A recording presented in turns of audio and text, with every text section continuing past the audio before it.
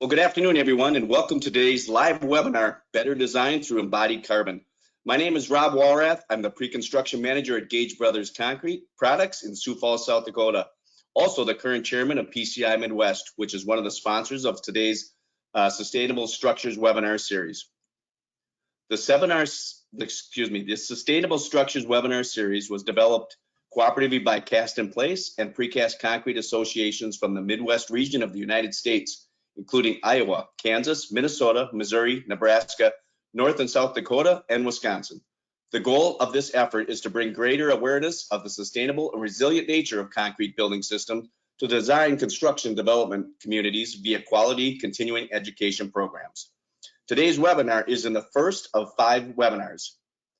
I invite you to join us next week for webinar number 2, which is Concrete Systems 101, an introduction to insulated concrete forms and precast concrete, and it will be presented by Micah Garrett, who's the chair of ICFMA Education Committee and the COO of Build Block Building Systems. Also Randy Wilson, who's the current director of Architectural Precast Systems at PCI. The presentation has been approved for one AIA Learning Unit. All right, before I turn things over to our presenter, Emily Lorenz, I need to go over a bit of housekeeping. You will have the opportunity to submit text questions to today's presenter by typing your questions in the question pane of the GoToWebinar panel that should be located in the upper right hand of your screen. You can submit your questions at any time during the presentation, and then I'll collect these and I'll address them during the QA session at the end of Emily's presentation. Also, you can see in the upper right, you'll see the handout section. You can download a PDF of the presentation in that handout section, also in that upper right-hand corner. A copy of the handout and a recording of the presentation will be also posted to the webinar archives on 2 websites, PCI Midwest and also the Minnesota Concrete Council after the presentation. Attendees who have fully participated in today's webinar will be issued a certificate of attendance for 1 professional development hour or 1 AIA Learning Unit. A link to the certificate will be emailed to you within 10 days of today's presentation. If you provided your AIA number when you registered, your attendance will be reported to AIA electronically. The course description and learning objectives were listed in the registration process, so I'm not going to bore you and go through those at this time. I'm sure Emily will cover every one of the learning objectives and then some. Remember, we will be able to answer questions at the end of the presentation, so feel free as you come up with a question, just put those in that question panel and we'll get those to the end. All right, without further ado, I want to welcome and introduce our presenter, Emily Lorenz. She's a PE and she's an independent consultant in the areas of LCA, EPDs, and PCRs, green building and sustainability. She serves as an engineer in the area of green structures and practices, energy efficiency, thermal properties, and moisture mitigation. Emily also specializes in green building code and standard work and advocacy. Emily, thank you for helping us out today. And I want to thank everybody that did join. We have over 250 people that have registered. So Emily, the floor is yours. Thanks again. Thanks, Rob. I appreciate that very nice introduction. It's good to be with all of you here today. So as Rob mentioned, I am going to cover the learning objectives. And I think the most important thing for all of us to realize is that everyone right now, at least a lot of people, are talking about embodying carbon. And so we all want to get on the same page about what that actually means. I'm going to go through some examples of how to calculate embodied carbon at a pretty high level. I'm going to talk about when we should be comparing embodied carbon values and when we shouldn't. So some of the things that you'll want to look out for. Understand some of the pitfalls related to estimates of embodied carbon. Of course, this holds true with any estimate that we do.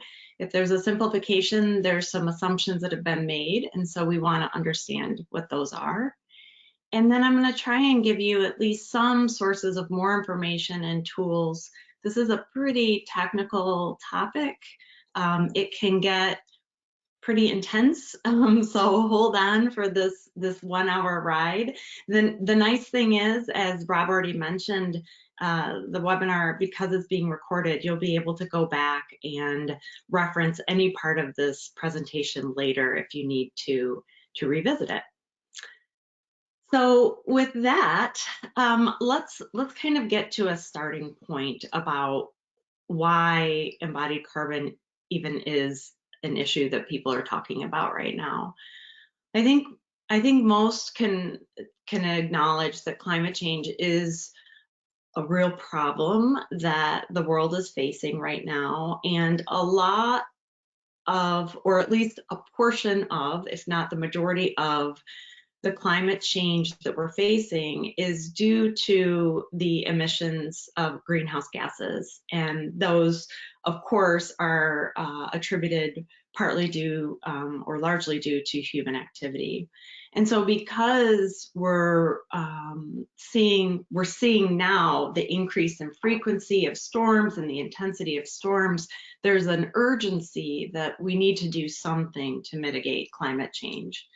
And so what that means is, you come up with this concept of the time value of carbon. And really what that has to do with, in the immediate term, to stop the trajectory that we're on, we need to try and reduce the amount of carbon that's emitted into the atmosphere as soon as possible. And why embodied carbon in the construction industry? Well, these are all of the different sectors that contribute to greenhouse gas emissions. And in the US, building operations, so the use phase of our buildings, contribute through energy use, contribute about 28% of the greenhouse gas emissions into the atmosphere. And then an additional 11% of greenhouse gas emissions can be attributed to construction activities and the manufacture of building materials. And so you will see frequently that the statistic is thrown out that 39% of greenhouse gas emissions in the US are attributed to the building industry. And so it's both the use phase and the construction and manufacturing phase. So what I don't want us to lose sight of, and I would like to just take a second to emphasize, is that during design, we shouldn't be so focused on greenhouse gas emissions or climate change or embodied carbon or whatever you want to call it, that we lose sight of other items of importance. For example, water usage is also we should be concerned with water scarcity and water usage. And in certain parts of the US, maybe not necessarily the Midwest where we're located, but in certain parts of the US, water scarcity is a huge issue. And so we want to be mindful of that. We want to be mindful of how much waste that we're contributing to landfills, because there's only a limited amount of space available for landfill. So we don't want to focus so much on embodied carbon that we unintentionally contribute to some of these other areas. So just kind of try to keep that in your mind. Although, of course, we're going to dig deep into embodied carbon today, that doesn't mean that you shouldn't think holistically on your projects.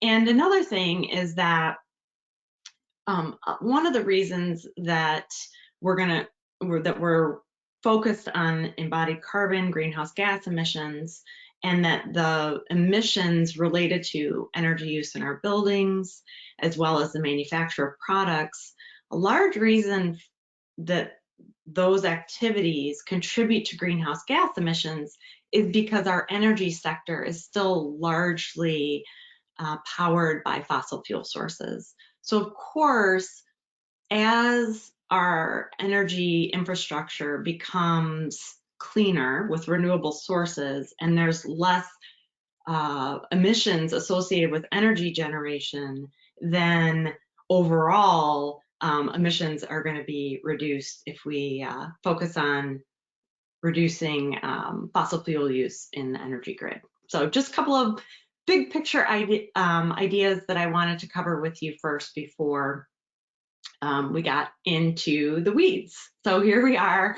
I'm going to start with a few slides to get us all on the same page related to acronyms and definitions. So I'm going to be throwing a lot of these around. So I thought that it was a good idea, and you feel free to reference back in your slides related to this, your PDF handout. There's a few acronyms we're going to talk about a lot. One is CO2e, and that stands for carbon dioxide equivalent. Long story short, it means that all the greenhouse gases get normalized into an equivalent carbon dioxide impact when it comes to how likely that gas is, or what the contribution is to heating of the atmosphere. So different greenhouse gases, whether it's methane, or nitrous oxide, they have different warming factors. And so it's common to normalize those as a carbon dioxide equivalent. So what is the equivalent of a kilogram of methane be emitted? It's roughly equivalent to 28 times the warming impact of a kilogram of carbon dioxide. So it's just a measure that we use to normalize all the different greenhouse gases. The next acronym is Environmental Product Declaration. Hopefully most of you have at least seen this acronym pass by your desk, and this is those labels that we use for different products that captures the environmental impacts of a different product or process. The global warming potential, this is GWP. We're going to talk about this a lot as well. This is somewhat synonymous with climate change. So what is the potential for an activity or a certain amount of a greenhouse gas to contribute to global warming? It's a measure of that. LCA is life cycle assessment. That is a tool that we use to both calculate GWP, to report out in EPDs. And we're going to talk about all of these things in more detail, but just to get you on the same page. And then the product category rules, or PCR. So the product category rules for a given product, let's say ready mix concrete, there's a PCR for ready mix concrete. And what that PCR does is it tells you both how to conduct your assessment, how to conduct your LCA, and also what needs to be reported in an EPD or a label. So it normalizes or sets the rules for how to do those types of analyses. Another thing we want to talk about is life cycle stages. So this chart was taken from an ISO standard. That standard normalizes how to create PCRs, or product category rules. And what's really great about this chart is that it gives us a common nomenclature for naming the different stages of a project's life cycle. So this standard applies to buildings and civil engineering works only. So it is from that lens that this chart was created. And what it does is it breaks up the different life cycle stages. So the A1 through A3, let me get my pointer out for you. Oh, excuse me. All right, I seem to have lost my mouse, so I'm sorry about that. But on the very left there, the A1 through A3, that is considered the production stage. So that is what we consider upstream of the project site.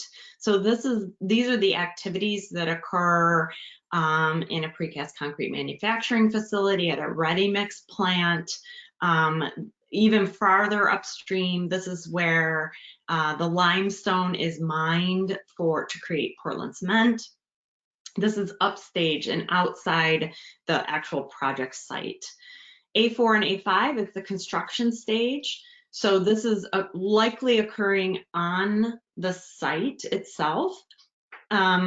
but it's before the building is actually in use and occupied. And so it's frequent that the A1 through A3 is also referred to as your cradle to gate. So if you hear the term cradle to gate, that would be considered your A1 through A3. This is also frequently the scope of environmental product declarations or EPDs for many construction products. So it usually only covers the production stage. So A4 and A5, again, the construction stage. All of the B as in boy, is inclusive of all of the use stages of the project. So the use of the building, any maintenance, repair, any energy use during the building, any water use, that is all captured in those life cycle stages. And then the end of life would be considered C1 through C4. So this is whether you're deconstructing, sending to landfill, recycling, that's all included in life cycle stages C1 through C4. And another thing we want to talk about is actually the subject of this conversation we're having today, right? Embodied carbon. So what do people mean by embodied carbon? And unfortunately, there is not a universally accepted definition for embodied carbon in use in the United States right now. So some people, when they say embodied carbon, they may mean carbon footprint.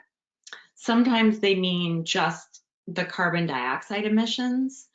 Sometimes they mean the carbon dioxide equivalent emissions, so that means they've normalized all of the greenhouse gases into one value. They can mean all the greenhouse gas emissions. It can be a little bit all over the place, which can make it very confusing and frustrating for those of us that are trying to navigate this world. I did look up some of the more common definitions that I could find. This is one. So one of the things that you should look for when you begin a discussion with someone about embodied carbon is, what do they mean by embodied carbon? So that's a really good question to ask to make sure that everyone's on the same page, since there are so many definitions. There was recently a Building Green report that was issued, and they placed this text box right at the very beginning of the report, which I thought was a great idea, because what they clarified was what exactly they meant by embodied carbon. And in this case, they came up with even a new term called initial embodied carbon, which I have heard this term used, but what they're talking about are, in this particular report, they're talking about the impacts associated with extraction, manufacturing, and transporting materials to the job site. So if you think back to the life cycle stages that we covered in that chart previously, that would be considered our cradle to gate or our A1 through A3 scope. They also clarify that in this case, they use the shorthand carbon to indicate all greenhouse gases, not just carbon dioxide. So that's very helpful, and you should look for something like that when someone's talking about embodied carbon. I also went to the Architecture 2030 website and I looked for their definition of embodied carbon, and they didn't really have one that I could find, at least that I could find. But they did have this statement. And so what they basically say is that embodied carbon are those emissions that basically are not the emissions related to operation of the building itself. So again, if you think back to the chart we had with all of the different product stages, basically they're saying that it's everything except B6 and B7 or B7 related to the energy use. So this is a much broader definition of what they mean by embodied carbon, even though they don't explicitly state it that way. There was most recently a report in August of 2020 released by the Institution of Structural Engineers, which is the equivalent to the Structural Engineering Institute of ASCE here in the US. So if you don't know who they are, they're the committee that develops ASCE 7, which I'm sure you all know ASCE 7. So this Institution of Structural Engineers is the equivalent of that committee in the UK. And they've released a report recently on how to calculate embodied carbon, because largely this requirement or is falling on structural engineers to be the ones to do the calculation, because so much of it has to do with the carbon that's embodied in the structural materials, as well as anything else that is permanently installed on the building. So the UK structural engineers released this definition of embodied carbon, which states that it's those emissions associated with extraction and manufacturing, in-use maintenance and replacement, and any end of life, including any transportation related to all of these stages. So again, this is a very broad definition of embodied carbon, similar to the Architecture 2031 definition, that says basically it's all of the carbon emissions. And they don't explicitly say that the carbon emissions are all greenhouse gases, but because they have that kilograms of CO2e in parentheses, that's indicating that it's the carbon dioxide equivalent. So it is a normalized carbon dioxide measure, normalized to all the greenhouse gases. So even though they don't explicitly say that, it's implied in the units there. Okay, and our final definition of embodied carbon, this is the one that I typically fall back on because I believe that at least in my mind, it's the clearest explanation of what exactly embodied carbon is. Not what it's not, but what it is. This comes from an ISO standard that has been out for quite a while now, and was most recently updated in 2018. And just for those of you who may not be aware, in the sustainability world, in the sustainability field, a lot of the standards that we have to rely on are not, they don't come from our typical, what we're used to seeing in the US. So there aren't a lot of ASTM standards or other standards related to sustainability. Almost all of the standards that we use related to sustainability right now come from ISO or ISO. And the reason for that largely is just because this topic has been more front and center in Europe before it became more common in the US. And so the standards to perform life cycle assessment, the standards to create EPDs, the standards, defining greenhouse gas emissions, all of those are ISO standards. And even though they're international standards, and maybe we don't use them in the construction industry as much, they are widely accepted in the US related to sustainability. So, little aside there, sorry for that. But their definition of embodied carbon, they technically call it carbon footprint in this standard, but it's meant to be the same thing, is the sum of all greenhouse gas emissions and removals. So think carbonation or sequestration in a product system expressed as CO2 equivalents. So again, they're going to normalize all the greenhouse gases to an equivalent CO2 based on a life cycle assessment using the single impact category of climate change. So climate change is somewhat synonymous with, or is synonymous with, global warming potential. So this is a really good, very technical definition of what embodied carbon is, and the one I like to refer people back to. All right, so it did mention life cycle assessment, so we do need to talk about life cycle assessment a little bit. As I mentioned, in life cycle assessment there is a standard, there are two standards, but standards ISO 14040 and 14044 are the two life cycle assessment standards that are used worldwide, whether it's a firm in the US or Canada that's performing the life cycle assessment, or in Europe. Everyone uses the ISO standards to perform LCA. It standardizes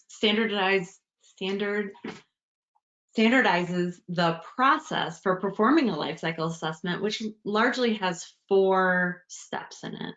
The first step in the life cycle assessment is to conduct the goal and scope. And so what that's really doing is, as with any study or any analysis that you're going to do, is going to set the boundary for what's included, what's not included. That is the first step in an LCA. You then go on to life cycle inventory, which I have a separate slide for, as well as life cycle impact assessment. I'm going to talk about those 2 steps in a little bit more detail. And then finally, an interpretation. So what that means is you look at all the data, you write a report, and you release that to the public. So the second stage in the second step in an LCA is to perform this life cycle inventory. And what this does is, whether you're talking about a building or a bridge or a pencil, that life cycle inventory, what it's doing, no matter what that object is in the center, is it is creating or documenting a energy and mass balance across that system. So what it's doing is, it's during the life cycle inventory stage, typically just requires a spreadsheet and a lot of attention to detail to track all of the materials and energy that is going into the product system, and all of the materials and energy that's exiting the product system, whether that be emissions to air or land or water or waste, through all the different life cycle stages. So from the very beginning of extracting raw materials from the earth, processing those in different manufacturing facilities, bringing all your different building components to the site, transporting them there, assembling them. Then you have hopefully a very long life cycle of use of that building. So all of the energy and materials that are used to use the building, to renovate or refurbish the building, and then at the end of life, tracking what happens when that building is either reused or demolished and recycled, and where all of those things do. So the life cycle inventory stage of an LCA is just a lot of data tracking of items that we're familiar with. So it's, tons or kilograms or cubic yards of materials, and kilowatt hours or amounts of like therms, energy use. So it's those values that we track in the life cycle inventory. When you get to the third step in the LCA, the life cycle impact assessment, that's when maybe those of us just in the construction industry normally, that's when we're not as familiar with what happens in this step. So typically what happens in this step is there are several different models available for all of the different potential impact categories that can occur. So based on your product system, what's the potential for global warming due to all of the materials and energy that flow through your system?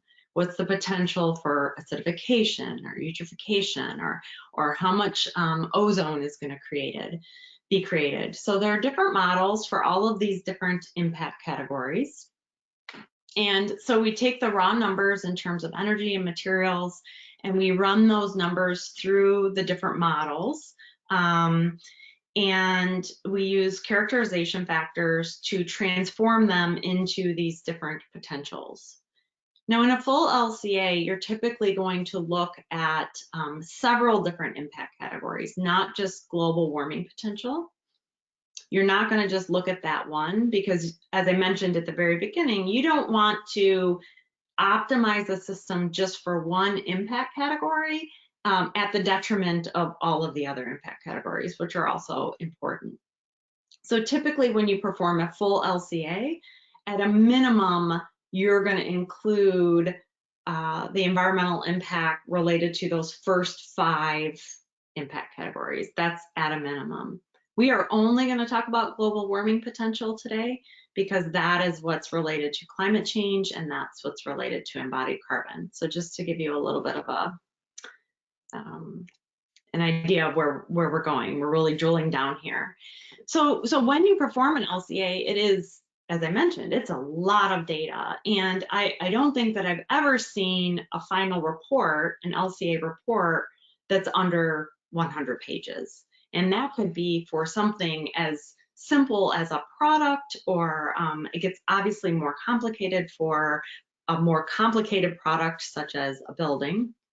So LCA is a great tool, but it's really complicated and it makes it very difficult for the end user to digest all of that information. So you can imagine if you only had an LCA for all of the different products that you wanted to use in your building, it would be impossible to evaluate all of those products by reading all of those LCA reports. And so that's how product labels, or EPDs, came into existence.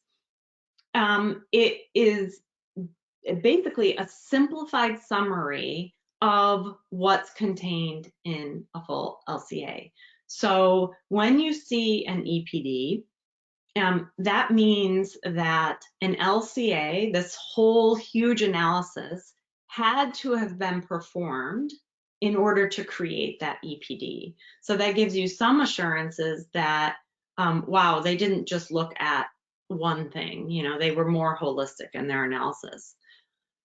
Also, because these EPDs are created according to, again, another ISO standard, typically it's ISO 21930, you may see here and there reference to EN 15804.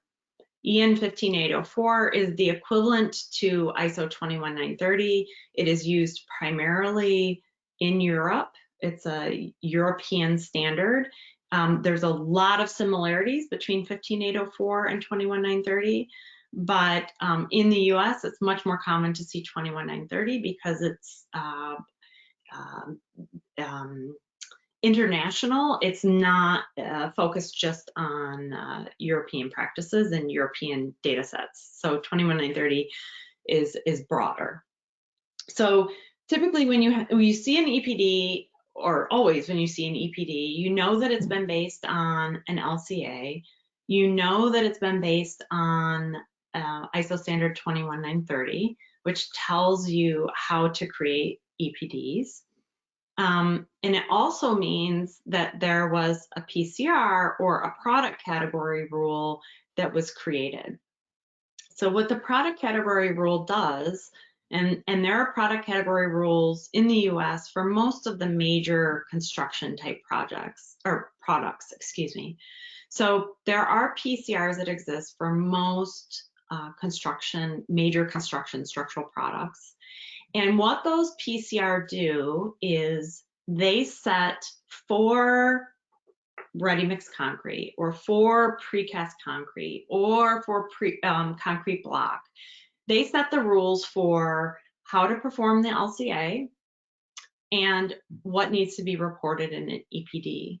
So what that does is, for a given product, when you are looking at EPDs from different manufacturers that have created their EPDs, though from the same product category rule, you have some assurances that they can be compared because you know that they were developed with the same basis. Another benefit of these EPDs is that they have been peer reviewed. So it gives you just another level of assurance of the quality of the data and the quality of the work. As I mentioned, the EPDs are created from these product category rules. The product category rules are created or administered by typically an independent third party. There's a couple of large ones in the US. If you've seen any EPDs, you've probably seen there's just a handful of names that are out there right now that create these EPDs and PCRs. As I mentioned already, the product category rules are separated by product categories. So it's typically, there's a very significant, the scope statement for what the PCR covers is either references ASTM standards if that's available, or it references CSC numbers so that we're ensured that the materials that are using that PCR, that it's for that scope of materials.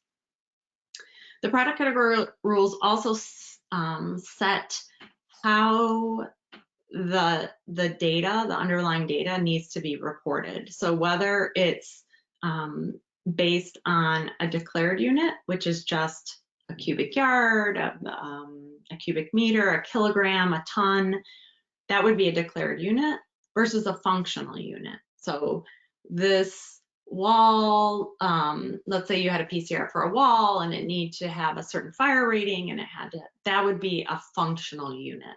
It had to have a certain load capacity. That's a functional unit. And then, as I mentioned, the product category rule also sets the rules for the LCA. The most importantly, probably, is that it sets the life cycle stages. So what we see right now in the US, there are luckily quite a few EPD that are available, but almost always, at least for structural materials, almost always the life cycle stages are set at a cradle to gate. So it just covers the upstream and transportation to the manufacturing facility, and then basically it ends at the product gate. And so that is significant in what we're going to be talking about a little bit later, so just to be aware of that. But a PCR can, for a product that maybe has a better understood or known function during its life, then it's possible for a PCR to set a life cycle a scope that is the full life cycle. So let's say something simple like a pencil. You could probably say, okay, we know how pencils are typically used. We can set the function for the entire life. For something like, think of ready-mix concrete, when that concrete leaves the plant gate, it could be used for an infinite number of uses. And so to create a PCR that would cover all the life cycle stages would be overly complex at this point, and we just don't have the tools available in order to do the infinite number of iterations required. All right, PCR sets several other different rules, but most importantly, it makes them consistent for all of the LCAs conducted for any EPD generated. And the reason we're spending so much time talking about EPDs is because they're frequently used for embodied carbon data. Because there are so many of them on the market, it is a place that people are going to gather embodied carbon data. And some of the important things to keep in mind when you're taking your embodied carbon data from an EPD is that it's not an LCA. It's almost always, at least for structural materials, it's almost always just a snapshot of that cradle to gate. So that doesn't tell you how much energy and materials are required to transport it to the site, to actually get it onto the building, nor does it tell you, typically, in the ones that we have, it doesn't tell you how much energy and materials are required, how often to replace it or maintain it, and it definitely doesn't tell you what happens at the end of life. When you're taking your EPD data, when you're taking your embodied carbon data from an EPD, the other thing you need to keep in mind is you really should not, comparing is not allowed on a cradle to gate basis, for one. At a minimum, one of the things you should look for if you want to compare embodied carbon numbers from an EPD, at a minimum, you need to make sure that those EPDs were created from the same PCR, at a minimum. Because, if they're not created from the PCR, as I mentioned, the same PCR, as I mentioned, the life cycle stages could be different. The underlying data could be different. The characterization methods could be different. It sets all those rules, and all of those can be different in PCR. And so you need to make sure that if you're doing a comparison, that that's apples to apples. And I'll give you an example of that in just a minute. You also need to understand what's not included, and this will become clearer as I get into my example, so I'll kind of move myself along a little bit. But basically, if you leave the webinar today with nothing else, keep in mind that it's best if you're trying to do some comparisons and make some better choices for the products that you select on a project. It's super important to, at most, compare within a product category. So if you've decided that you're using ready-mix concrete, or if you've decided you're using CMU on your project, then compare within that product category. Try to find the best one within there for what you want to use it for. Don't compare ready-mix to steel, to wood, to CMU, to those, because they're created from different PCR, it's a completely different scope. And I'll show you right now what I mean by that. So I'm just going to do a really quick example to show you why you shouldn't do a comparison across PCR, across product categories. So we have industry average PCR for both ready-mix concrete and precast concrete. Those are readily available and can be downloaded from the web. So the ready-mix concrete EPD, industry average EPD, was most recently released in 2019, and it was based on that ISO 21930 that I mentioned already from 2017. And it followed product category rules developed through NSF. So the product category rules for ready-mix concrete were handled through NSF. The precast concrete PCR and EPDs, the industry average EPD for precast was most recently developed based on product category rules that were developed in March of 2015. So both the PCR and the EPDs have a 5-year lifespan. So that means that they're valid for 5 years once they're published.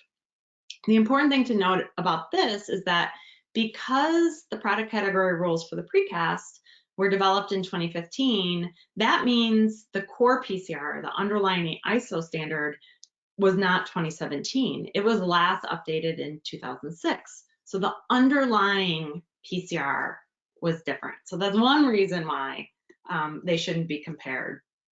And even if you think, okay, well, how different could it really be? The ready-mix concrete has a cradle to gate scope. It's A1 through A3. The precast has an A1 through A3 scope as well.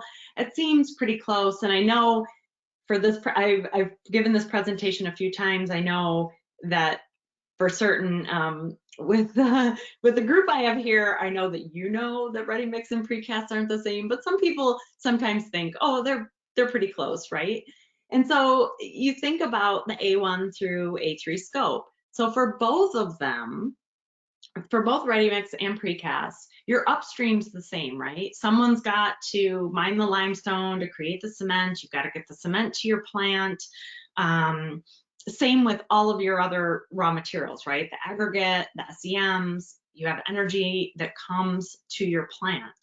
So, but what's the difference in your plants, right? That's the key. So for ready-mix, the system boundary, even, if you kind of just glance, you think, oh, and I know this is a little bit small to read. So the raw material supply and the transportation to your facility, your ready-mix, your batch plant, that's roughly the same for precasts. I mean, it's mostly the same materials, almost all. But it's what happens during the manufacturing, right? So we know at a ready mix plant, you're mixing the concrete and you're putting it in a truck and you're taking it to the site. Well, precast, that A3 contains a lot, that A3 stage at the plant contains a lot of things that for ready mix is in the A5 stage. So the bending and placing of reinforcement, tensioning of strand if there's any of that, all the form work that occurs, any curing that happens. So all of those things, all of the materials and energy associated with those activities would be included in the A3, would be included in the cradle to gate for precast. So whereas they would not be included in the ready mix. So you can imagine that even if the ready mix plant and the precast plant used, let's say they used the exact same constituent materials and used the exact same mix proportions or mix design, the precast is going to show a greater environmental impact just because it has all of those different activities in it. So that's a fairly simple way to understand why you shouldn't compare across materials, across product categories, even if they seem kind of the same. And both the ready mix concrete PCR as well as the precast concrete PCR has all sorts of warnings about how you're not supposed to compare EPDs and all of the things that need to be the same before those things are compared. But unfortunately, this is a very common practice in the industry, and one that I've been personally trying to beat the drum about and just get people to realize that it's really not, you're not getting the whole picture when you're comparing just at a cradle to gate scope. So keep in mind that EPDs are not a full LCA. At a minimum, you need to have the same PCR if you're going to be comparing EPDs. That means that it's the same product category. It means all the underlying data is the same. And to keep in mind that it's best if you're going to do a comparison to try to keep that comparison within the product category, not across product categories. Okay, so just another quick example to illustrate this point. I'm going to talk about a case study, which is a research project that was undertaken by PCI National a number of years ago, probably 5 years ago now. And what they did was they did a comparative assertion of a building. So what they looked at was 5 different envelope systems and 3 different structural systems. And because of funding reasons and the way the calendar year fell and all that sort of thing, they actually broke the project into 2 phases. This is really useful for us now because it shows us both the cradle to gate results and the cradle to grave results, which I'm gonna go through with you here.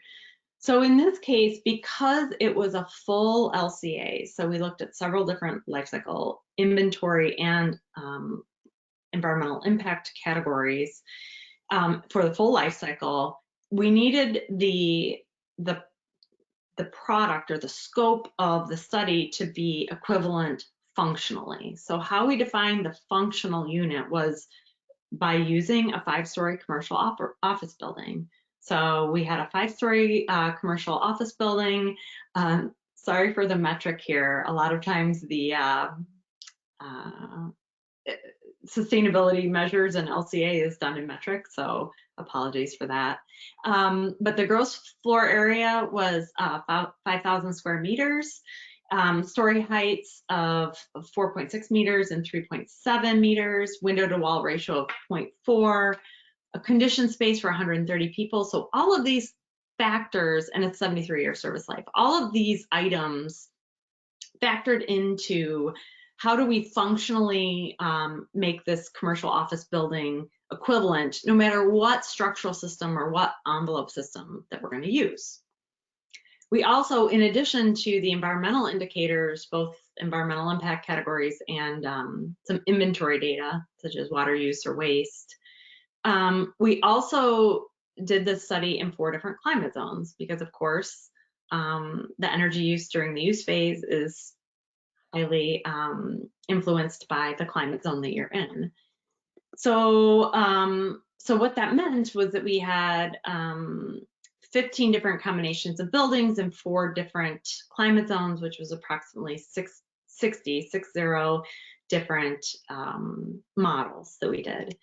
And as I mentioned, due to budgeting reasons, we did the cradle to gate portion of the study first. And the cradle to gate portion, because the study was funded by PCI, there was primary data from over 100 precasters that was submitted as the data that was used for the precast. And so that was time consuming for both the precasters as well as the LCA practitioner to compile all that data.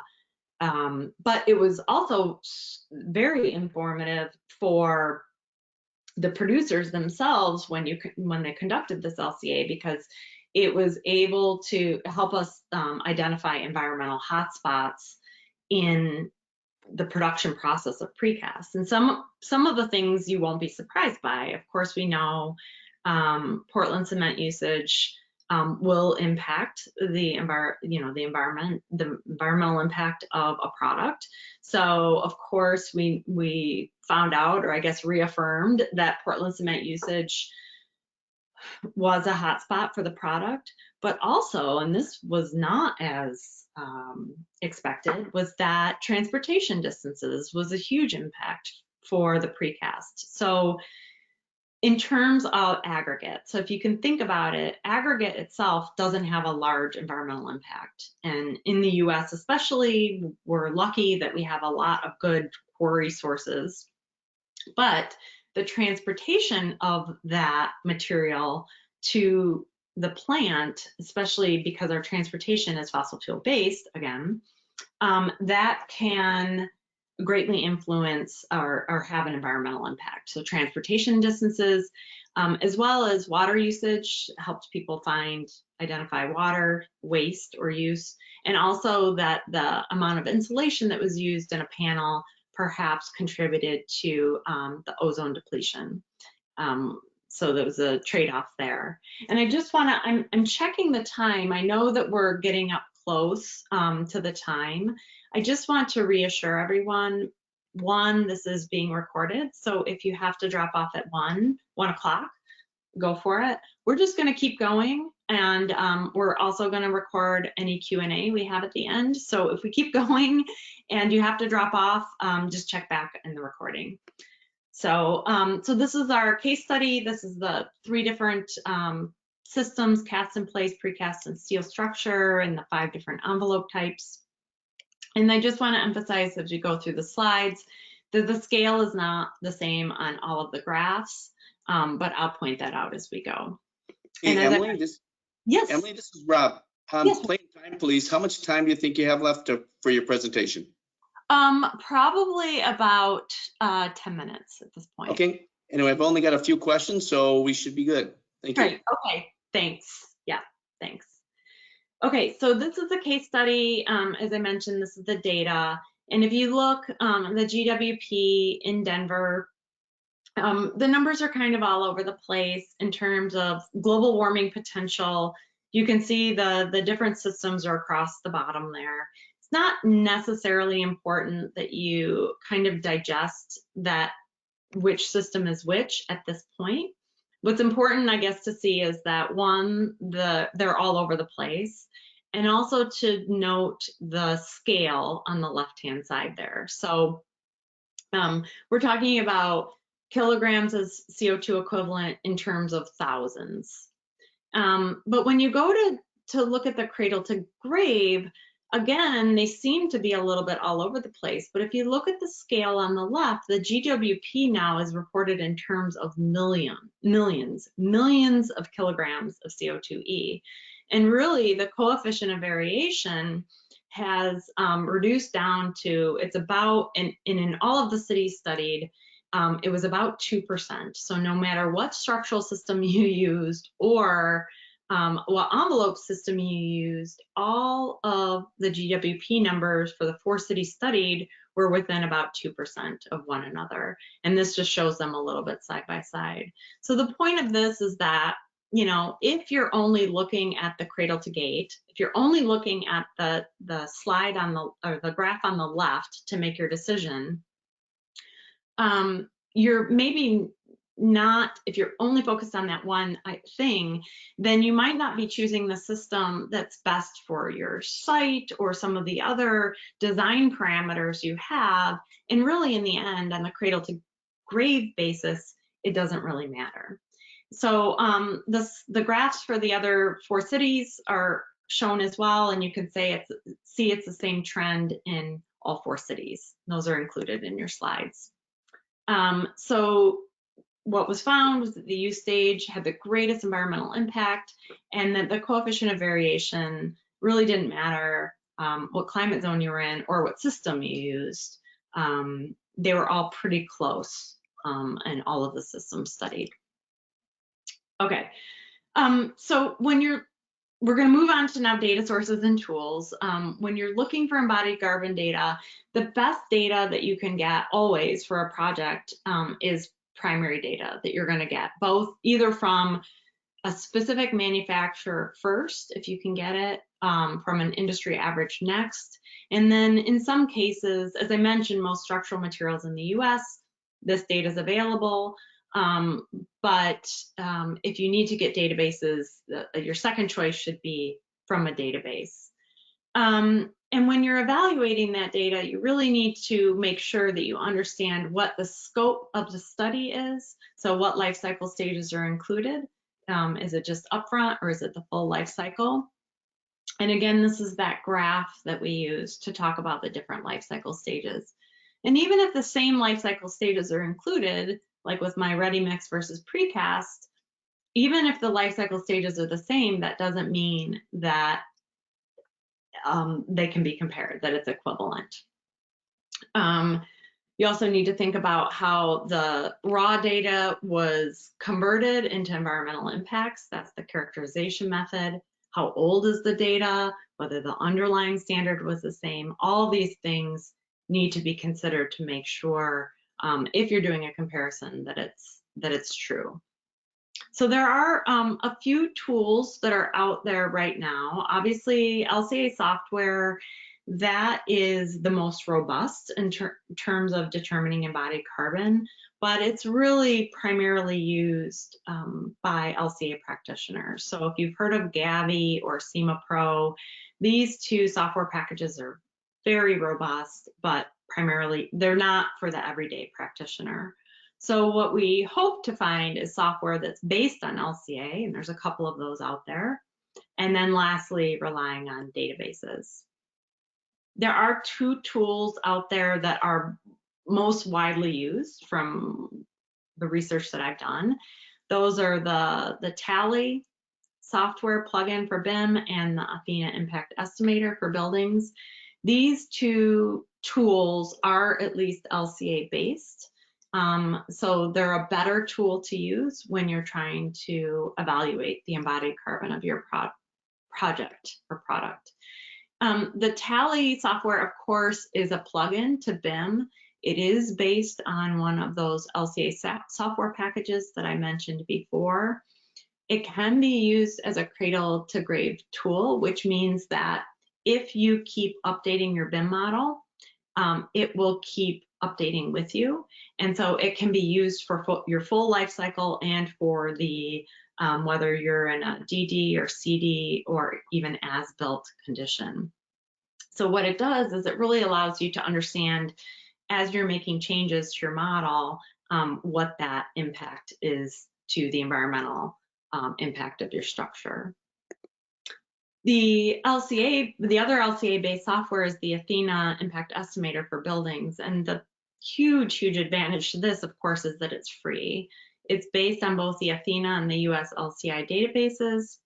Athena has been doing life cycle assessments in North America, at least US and Canada, for years.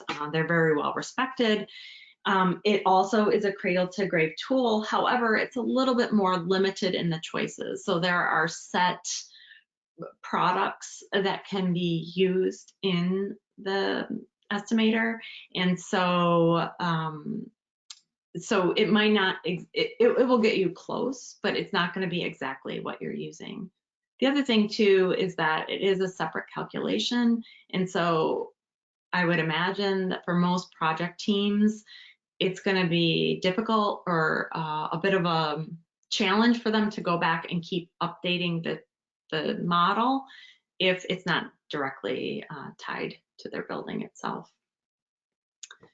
And then there are a couple of different databases out there. There's the Embodied Carbon and Construction Calculator, the EC3, that has gotten a lot of press recently, so you've probably heard about it, as well as the Sustainable Mines Transparency Catalog. So what do these databases do? So for EC3, it's largely a repository for all of these different EPDs that are available out there. It's meant to be a specification and procurement tool more than a design tool. So what does that mean? It means that you do your design and perhaps you optimize your design for whatever design objectives you have, structurally, functionally, you optimize the design. And then once you have all of your material quantities, then you go into the EC3 and you try to select products within EC3 that have the least environmental impact in whatever product, or the, you know, whatever, maybe not the best, but the, you know, the least, but whatever works for your project, whatever's maybe locally available, that works within the product category. So it should only be used for in product category comparisons. And again, to emphasize, because it's just EPDs, it's almost always just going to be your life cycle stages A1 through A3. So it's only going to consider the cradle to gate. And then finally, we have the SM Transparency Catalog. This database has been around for a long time, well, not long, it's all relative, right? So it's been around for a little while now. It has a database of all the available EPDs, or most of them at least.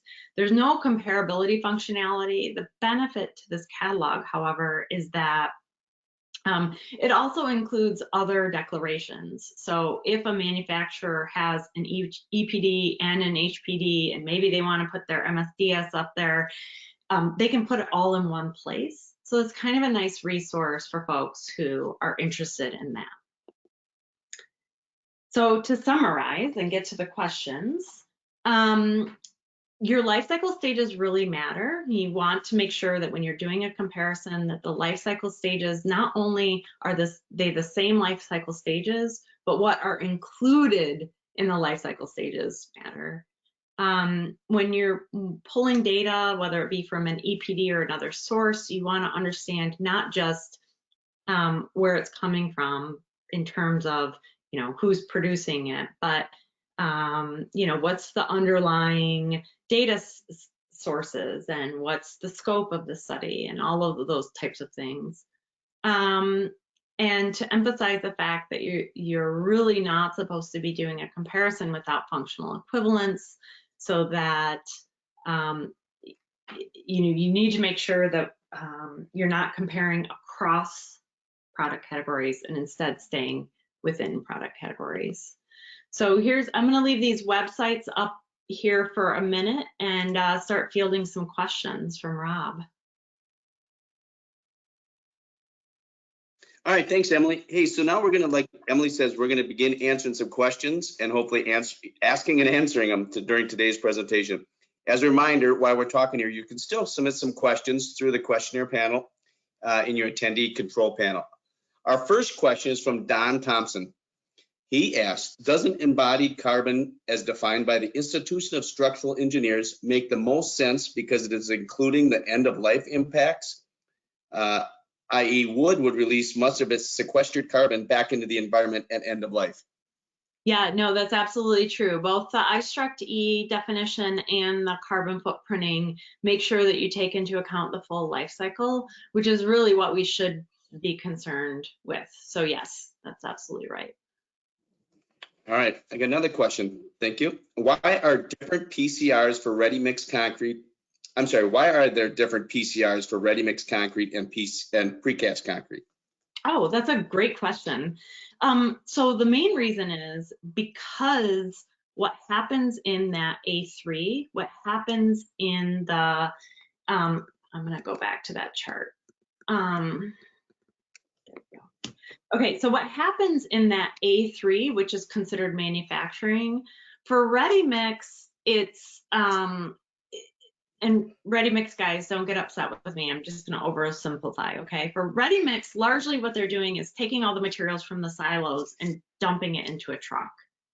The truck, you know, obviously starts to mix and it goes on its way. But in terms of the energy used on the site, it's not as much as the energy that would be used in a precast facility when they have to bend bars and cure and create formwork and all that sort of thing. And so if you compare the two, really what you should do if you're trying to compare, and I'm not advocating for this, but all of the parts related to formwork and installation of reinforcement and all that, that happens during A5 for ready mix. And so they're not equivalent. You're not getting the same function. What you're getting at the gate of a ready mix plant is wet or fresh concrete. What you're getting at the gate of a precast plant is hollow core or double T or something that has